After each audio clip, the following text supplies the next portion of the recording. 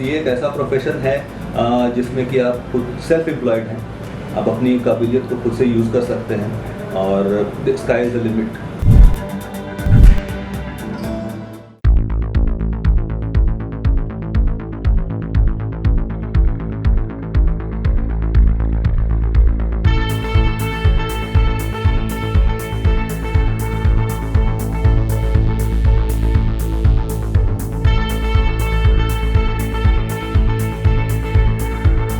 अभी तक का सारा करियर स्ट्रगल भरा ही रहा है।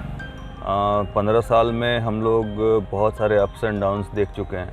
इनिशियली तो काम नहीं था, पेशेंट्स में एक्सेप्टेंस नहीं था कि एक नया डॉक्टर कैसे काम कर सकता है। एंड देन हर रोज़ एक नया स्ट्रगल होता है पेशेंट को ठीक करने का।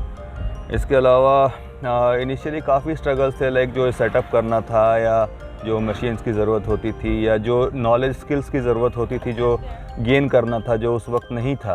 तो वो सारा कुछ जो है काफ़ी लंबा चौड़ा स्ट्रगल था। देखिए, नाम होना और ना होना बहुत सारा कुछ डिपेंड करता है किस्मत के ऊपर, और क्योंकि हर कोई मेहनत करता है अपने प्रोफेशन में। ऐसा नहीं है कि अगर किसी का नाम थोड़ा कम है तो वो मेहनत नहीं किए होंगे।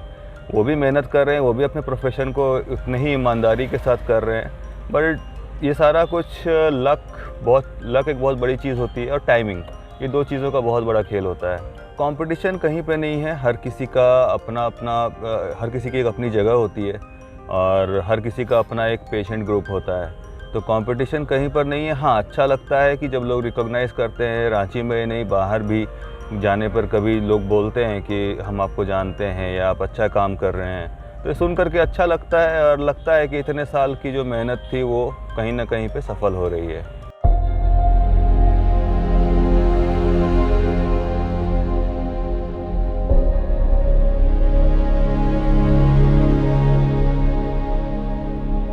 सफलता पाना हर व्यक्ति की प्राथमिकता होती है। लोग चाहते हैं कि वो भी सफल इंसान की तरह सफल हो सके, लेकिन सक्सेस को पाना इतना आसान भी नहीं होता। हम लोगों के आगे एक ही टारगेट था कि कुछ करना है, कुछ बनना है, सो दैट कि ये 2 साल का यूज़ हो सके। तो हम लोगों को बहुत ज़्यादा कुछ लिबर्टी थी नहीं, हम लोग पढ़ाई करते रहते थे। एंड जो थोड़ा बहुत इंटरेस्ट था वो सारा कुछ पढ़ाई के साथ ख़त्म हो गया। मेडिकल एंट्रेंस हम लोगों को क्रैक करना था, उसकी कोचिंग चलती थी, क्लासेस होते थे, दैट्स इट। सफल होने के लिए हमें वही सोच रखनी चाहिए जो एक सफल और कामयाब व्यक्ति की होती है।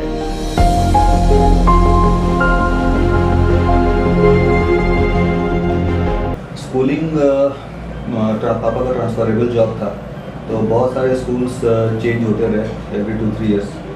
एंड बट फाइनली यहाँ पे 10th standard Saint Francis Ranchi से हुआ एंड +2 DAV Shamli. And after that AV dental college Mangalore में एडमिशन मिला।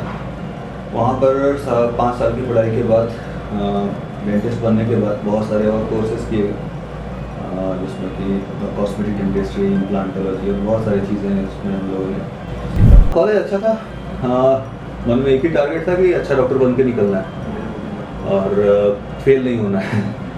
मेरा कॉलेज 5 साल में कंप्लीट हो गया, जबकि बहुत मैक्सिमम लोगों का 5 साल में कंप्लीट नहीं होता है, बट एक बार में क्लियर हुआ। एंड कॉलेज में हम लोग मस्ती की, बहुत सारी मस्ती होती थी, क्योंकि वहाँ पे पढ़ाई के अलावा भी काफ़ी टाइम होता था, पढ़ाई भी अलग थी। हमारा कॉलेज इंडिया के टॉप कॉलेजेस में था, तो पढ़ाई के साथ बाकी चीज़ों पे भी काफ़ी जोर दिया जाता था। खुले दिमाग से सोचते हैं और खुल करके काम करते हैं, खुल करके बदमाशी भी करते हैं, पढ़ाई भी करते हैं, जो करते हैं 100% करते हैं। तो इसकी वजह से ऐसा लगता है बाहर से देखने पे कि हम लोग बहुत बदमाशी कर रहे हैं कुछ, बट एक्चुअली में हम लोग कभी भी किसी को कुछ डिस्टर्ब नहीं करते थे। हम लोग जो करते थे अपने में करते थे, एंड हम लोग अच्छे बच्चे थे। हम लोग की रैगिंग बहुत अच्छी थी, सिविलाइज थी, and it created a bond. Seniors और जूनियर्स के बीच में एक बॉन्ड क्रिएट हुआ जो कि आज तक चल रहा है। So it was nice. वो रैगिंग होनी चाहिए थी, और हम लोगों के बाद वाले जो जूनियर्स आए उनकी हम लोगों ने रैगिंग नहीं की, बट देन अगेन वो बॉन्ड आज भी है, वो बॉन्ड हम लोग क्रिएट किए विदाउट रैगिंग।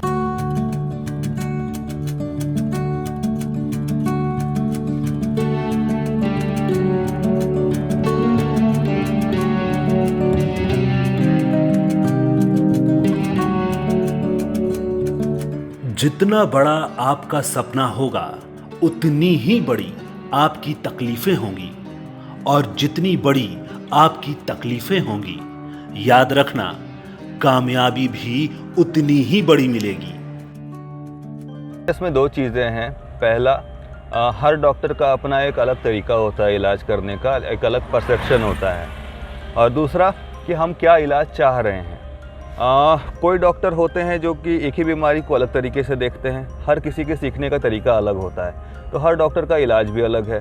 तो इससे हम लोग ये नहीं कह सकते कोई जानबूझ करके दौड़ा रहे हैं या बिल्स बढ़ा रहे हैं। Of course there are incidents, कुछ ऐसे इंसिडेंट्स कभी कहीं सुनने को मिलते हैं जहाँ पे कि पेशेंट को काफ़ी लंबा चौड़ा बिल पकड़ा दिया गया, स्पेशली कुछ बड़े जगहों पर। बट जानबूझ करके कोई भी डॉक्टर प्राइवेट प्रैक्टिस में ऐसा नहीं करेगा, क्योंकि इससे उनका नाम, उनकी प्रैक्टिस, सभी चीज़ों पे बुरा असर पड़ता है। चर्चा होती है और कई बार एक्शन भी लिया गया है, हम लोगों की तरफ से लिख करके भी दिया गया है। कई बार एडमिनिस्ट्रेशन की तरफ से भी कई बार कार्रवाई की गई है।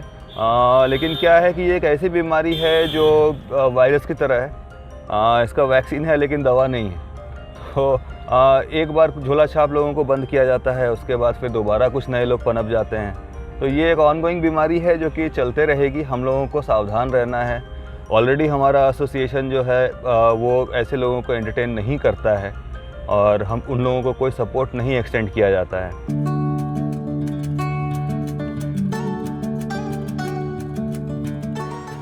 लोगों को हमेशा आखिरी सांस तक लक्ष्य को पाने के लिए संघर्ष करना चाहिए। फिर या तो उन्हें सफलता हासिल होगी या फिर अनुभव।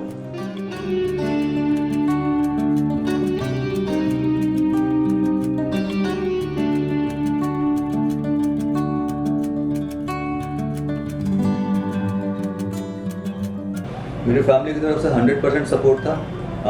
जो था उसमें 100% था। किसी चीज़ की कमी नहीं होने दी गई हम लोगों को कॉलेज में या कभी भी। बट ओनली थिंग इज़ कि हम लोग को पता था कि एक्चुअल कंडीशन क्या है, हम लोग को जो मिल रहा है वो किस लेवल की तकलीफ सह करके दिया जा रहा है, तो ये पता था हमको। तो ये नहीं कह सकते कि हम लोग कष्ट में पढ़ाई किए, लेकिन ये पता है कि पेरेंट्स का कष्ट जानते हुए पढ़ाई की। डॉक्टर बने, बट सरप्राइजिंगली जो लोग कष्ट से आगे बढ़े वो लोग आज बहुत अच्छा कर रहे हैं। इट इज प्रूवन, कष्ट से जो आगे बढ़ते हैं वो अच्छा करते ही। देखिए, वर्क लाइफ बैलेंस होना बहुत ज़रूरी है, क्योंकि आप किसी को भी नेग्लेक्ट नहीं कर सकते हैं। फैमिली, पेरेंट्स, बच्चे और पेशेंट्स, सबसे बढ़ के पेशेंट, आप किसी को भी नेग्लेक्ट नहीं कर सकते। तो इसके लिए आपको अपना टाइम मैनेजमेंट करना पड़ता है, जैसा कि मैंने किया है। जो क्लिनिक का जो आवर्स है वो मेरा जो वर्किंग टाइम है वो सबसे अलग है। वेस्टर्न स्टाइल पे है। यूरोप में जैसे होता है 10 to 5 का वर्किंग, वैसे मेरा वर्किंग आवर्स है। एंड बियॉन्ड दैट उसके बाद जो भी टाइमिंग होता है वो सारा मेरी फैमिली को जाता है। इसके अलावा बच्चों के साथ क्वालिटी टाइम स्पेंड करना, वाइफ के साथ टाइम स्पेंड करना, पेरेंट्स के साथ टाइम स्पेंड करना बहुत ज़रूरी होता है। बिकॉज़ इन तीनों के बिना लाइफ में आगे बढ़ना कोई मतलब नहीं रखता है।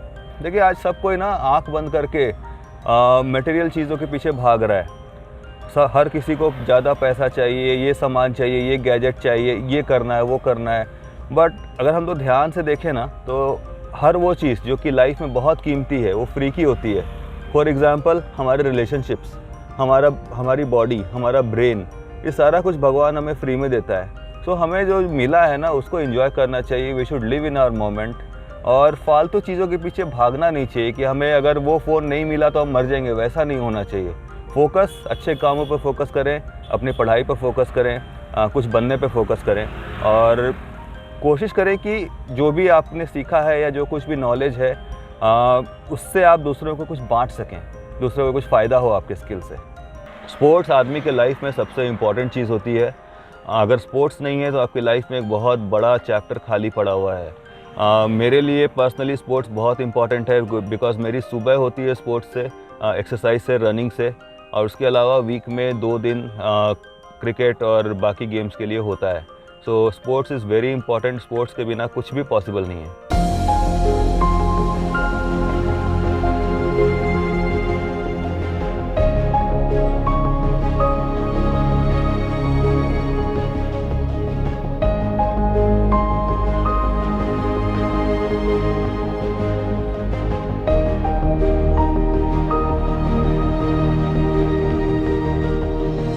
लाइफ में ना एक ही चीज़ होती है, आप कितने भी रिच हो, कितने भी पुअर हो, किसी भी क्लास से हैं, लाइफ में एक ही चीज़ काम आती है, क्वालिफिकेशन।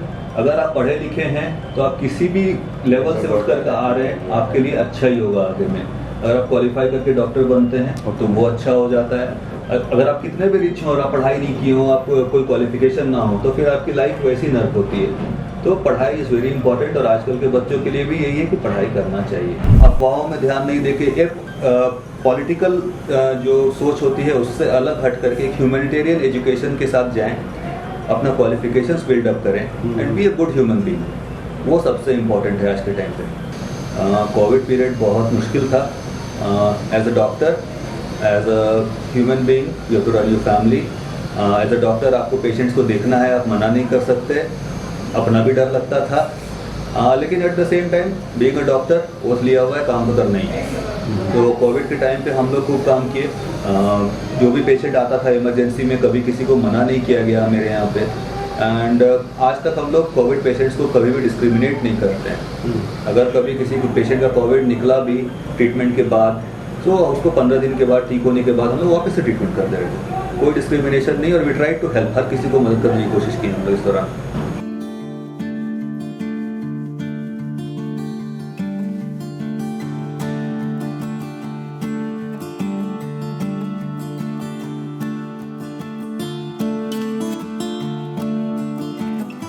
निरंतर बहती हुई नदी एक पहाड़ को काट देती है।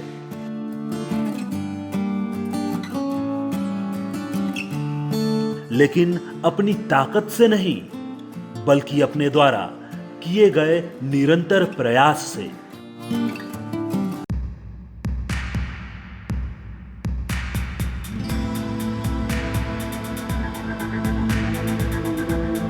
ये एक ऐसा प्रोफेशन है जिसमें कि आप खुद सेल्फ एम्प्लॉयड हैं, आप अपनी काबिलियत को खुद से यूज़ कर सकते हैं और स्काई इज़ द लिमिट।